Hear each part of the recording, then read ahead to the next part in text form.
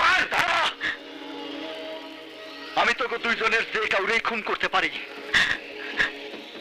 তুই ওকে মানিস না, আমি ওকে তালাক দিয়ে তোকে বিয়ে করবো।